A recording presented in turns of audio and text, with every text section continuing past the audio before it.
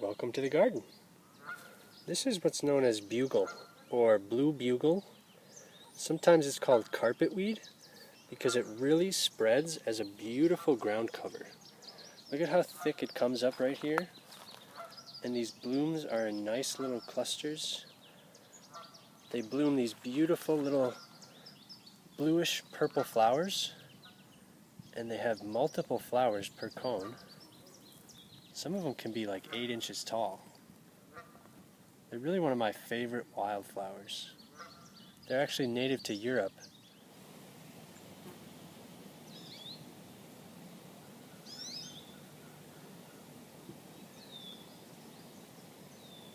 Right where the flowers are is where the plants emanate, and you can see they spread outward with these really thick vines in all directions. So they fill in areas and really hold down the soil. So I like to use these on borders as erosion control. This little patch has provided dozens of transplants, and it's actually filled back in to the point where I can't even tell that we've harvested a whole bunch of plants out of here. So we're going to do that same thing, and in one growing season it'll just fill back in. We'll take a couple more here.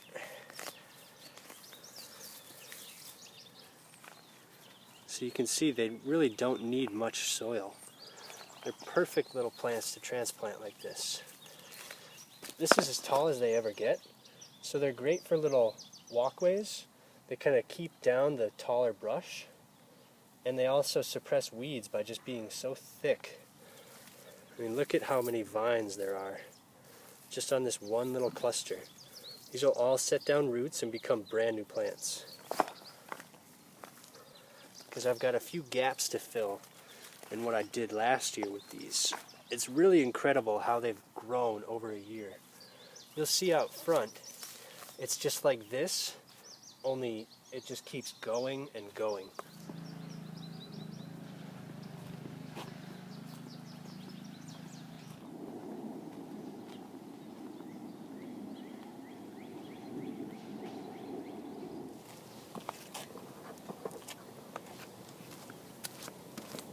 I'm going to start just filling in these little tiny gaps. Last year I transplanted all these plants, and they've really filled in nicely. We started with just little plugs like this, and you can actually break these up and just split them down into individual plants. So there's 1, 2, 3, and 4 really nice, beautiful transplants. So I'll probably do 2 in this little gap because we're getting some of this soil to erode. I really want to start holding the soil in with these roots, and it'll spread and cover so when it rains it doesn't wash out.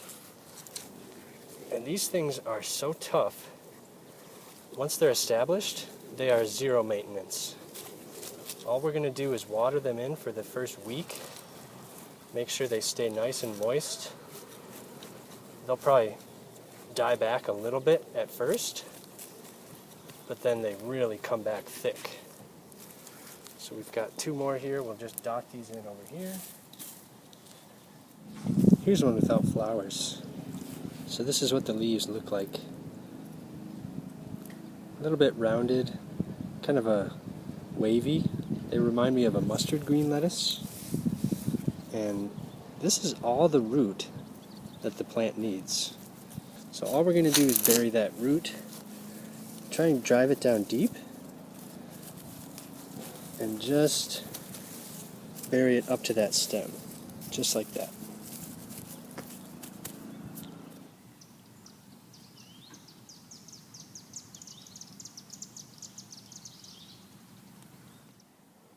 This row is so extraordinary. You can see it from really far away too. It's just a wall of purple. There's a little bit of a gap here and a little gap here that we need to fill in. We'll just keep them in a big clump.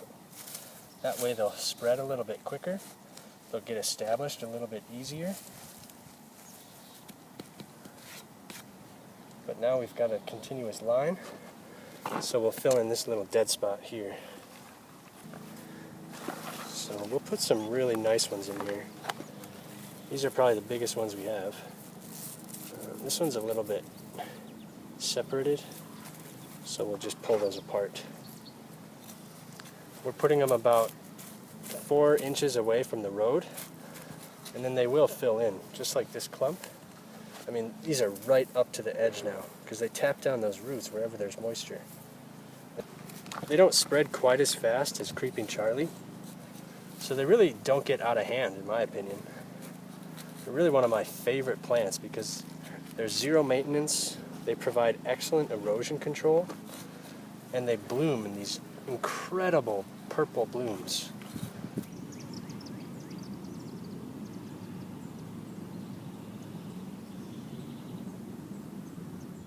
I'm going to make sure they get watered a couple times today, and we'll keep an eye on them and probably water them again tomorrow. And these guys were all new. They already look incredible. And then all these were new too. And look at what we've got. A little bumblebee. There's a little transition here from light green leaves to these kind of dark red. Really a beautiful variation. So these might actually be a different variety. Kind of like how our light purples are probably a different variety than these dark purple. I'm going to take some of these light purple ones too and see if we can dot these around the front. I'm going to leave a couple, make sure that they can reproduce back here, but where they're coming up really thick, like this little group right here, I'm going to take these for just a little bit of variety. I'm going to put these light purple ones in a nice group right under the mailbox. That way they continue that line, but it'll provide a nice little contrast. Just a little break in that dark blue for a little bit of that lilac purple color. And to keep these really happy, I'm not going to split them up. I'm just going to plant these together in a duo. About 6 inches back again. Just do it. There we go. Then we'll backfill and mulch around for a little bit of extra moisture. That'll keep them nice and happy. Just love these flowers. At the end of the day, they appear deeper, darker blue. Just something to do with the way the light hits it. Sometimes they're blue, but under an incandescent light bulb, they look purple, like almost reddish. It's really cool. So just for fun, I'll pluck one of these. Let's see, I'll pick one from over here where there's a bunch.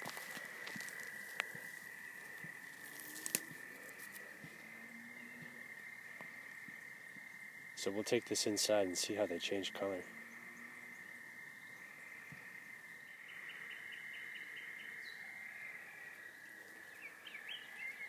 It's kind of cool, isn't it? It's beautiful. I think that's so amazing.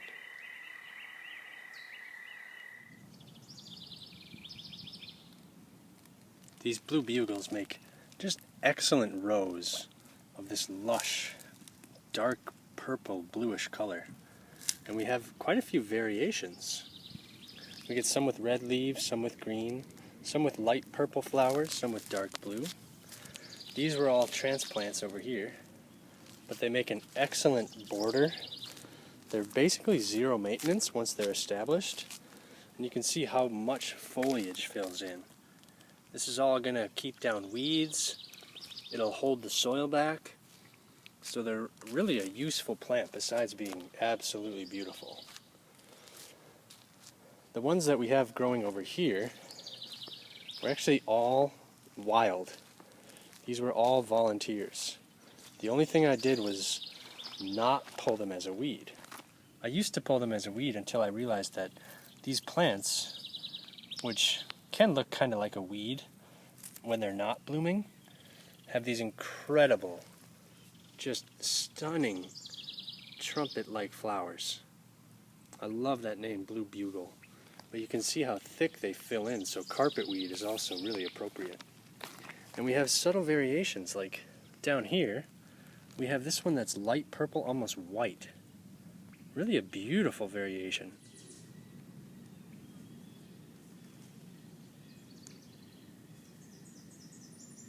Then we have the normal ones, which are a gorgeous dark, deep bluish purple.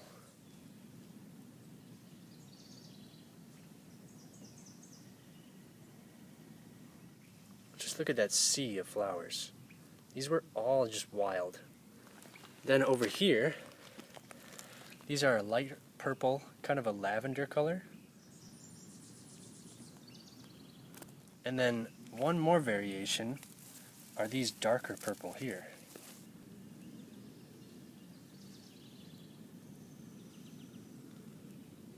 So a whole bunch of different varieties, but all incredibly beautiful. So I really hope you give these a grow. If you see them growing wild, just let them bloom, or if you can pick them up at a garden center, they're really great for filling in low spots of the garden. Thank you all so much for watching, and I hope to see you next time.